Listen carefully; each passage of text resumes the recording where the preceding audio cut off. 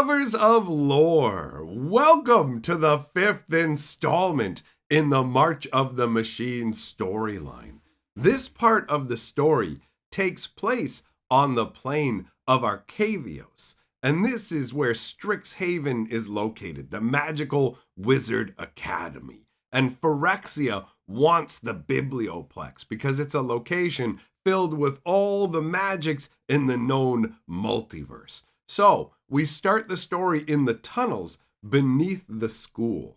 A gaggle of students are squabbling. You've got Quintorius, Rutha, Zimone, Killian, and Dina. They are essentially the 5 most prominent students from each of their different houses. So, Quintorius declares to the others that they're lost. Rutha straight up disagrees, while Dina is muttering about how many different lost students have never been found. But they had much bigger problems than being lost.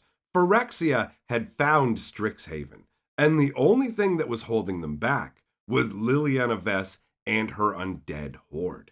So the students were seeking out the Biblioplex. Killian especially, since that was the last place his father was seen. The route to the Biblioplex was fraught with danger. Realmbreaker's roots had smashed many tunnels. This required a lot of backtracking and ended up making it far more difficult to navigate. When they finally encountered a statue, since Quintorius is a student of Lorehold, he can imbue spirits into statues. This statue was of an ancient dean, so Quintorius brought the dean's spirit into the statue in a cascade of light. The dean was indignant looking over the students and incredulous that they were lost. When they explained that they sought the Biblioplex, the dean looked scandalized. "You're under the Biblioplex right now." They looked up and realized in horror that Phyrexia had already reached the Biblioplex. So they made their way up into the Biblioplex, and it had been transformed. Disgusting red flesh grew all along the walls, weeping black oil. The flesh even covered the furniture here. But Quintorius noticed that there were tiny glimmers of light in the foreboding gloom, and when he touched one, it flowed into him along with a realization.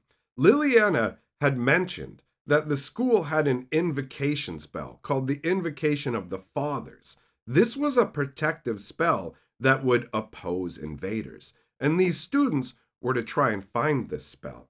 The glimmers that they had just seen were fragments of the invocation. Now, up until this point, they hadn't encountered anyone else, but they saw their first sign of others when they spotted another student who was wide-eyed and rigid with fear. "Help me," they pleaded. And up until now, no one had spoken. The Biblioplex reacted to the sound. Its flesh rippled, and then something distinctly Phyrexian snagged the doomed student, and they whipped out of view. Quintorius yelled "No!" before he could stop himself. Rutha slapped his mouth shut, but it was too late. The damage was done. All of the walls of the Biblioplex started to ripple, and the students started to run.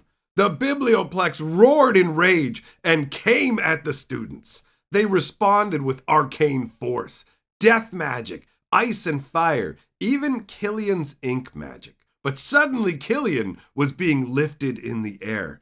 Dean Shael had been converted into a Phyrexian. Her mouth was now a metal web that settled down over Killian's head. The situation looked dire, but then Ambrose, Killian's father, appears and saves him as more Phyrexians charge in. Ambrose pulls the ink from thousands and thousands of books and starts to do battle and devastate his enemies. Now, Killian wants to help his father, but Ambrose uses ink to scoop up all the students and move them out of harm's way and deposit them in a calm part of the Biblioplex. At this point, Killian wants to go back to help his father, but the others convince him to help them seek out the invocation. That's the best thing they can do. Killian ends up agreeing, but while they're going, he is sending pulses of support magic in his father's direction. Quietly they went, evading numerous professors who had been completed. When they got deeper in the Biblioplex, Quintorius used his magic to deal with a Phyrexian that they couldn't avoid. Moments before it found them, Quintorius imbued a statue nearby that bellowed, "No talking in the library!" And then it started smashing the flesh-covered walls around it. This ends up distracting the Phyrexian professor, who fights against the statue, and the students slip by unnoticed. The deeper they got into the Biblioplex, the more Phyrexia hung about them, pressing their spirits down. But ahead, they found pockets of light hanging in the air, bigger fragments of the invocation, and the air inside these fragments was fresh and invigorating. After traveling for a great deal of time, they finally found a circular platform surrounded by a moat. Rutha uses her ice magic to freeze it, and they quickly move across into the comforting presence of the invocation. It turns out that the invocation is not only a giant ball of light, but also a giant tangle of words, and its presence was a ward against Phyrexia. Quintorius said half to himself, "How do we even start?" And in response, the invocation actually unfurled itself into a flower blossom with 5 different petals. Each petal held the power of one of the 5 elder dragons that were responsible for the creation of Strixhaven. Each petal contained a part of the invocation. Now that they had found the invocation and understood how to use it, getting out of here became the problem. They would not be able to go the same way they came in. So, Dina and Zamone combine their symbology and death magic into a ritual, but it's going to take time. While they're working on the ritual, a Phyrexian manages to find them despite the warding of the invocation. So Quintorius imbues 7 statues who rush the beast, but the Phyrexian destroys half of them pretty much instantly, while Quintorius begs the invocation to shrink itself down. And it obliges. It shrinks down until it's fist-sized, at which point Quintorius grabs it and hastily shoves it in his pocket. Good timing too, because it turns out Dina and Zamone's ritual is nearing completion. Dina takes her bag of sacrificial pests and dumps them into the ritual circle. But the Phyrexian comes barreling towards them at that moment, and its foot lands inside the ritual circle.